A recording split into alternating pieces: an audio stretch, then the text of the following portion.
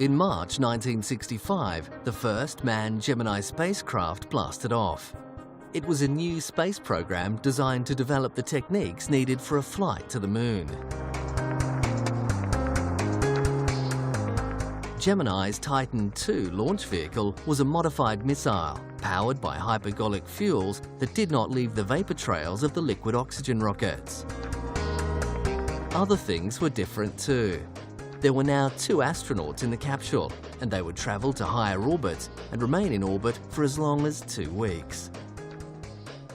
The Gemini craft had a separate module, the white portion for propulsion, life support systems and power, which came from not batteries but from fuel cells. It was a laboratory for the testing of new concepts.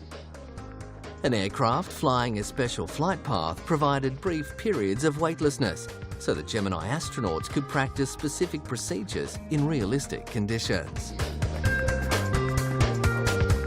For the first time, NASA astronauts would venture outside the capsule, and training was vital.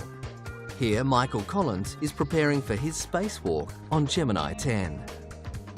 Functioning outside the craft was important should something go wrong with a docking procedure during lunar flights. An orbit rendezvous with another craft was an important maneuver that needed to be rehearsed and perfected. The accuracy of landings was another technique that was improved during the 12 Gemini flights. Project Gemini was a giant step along the path that led to the Moon.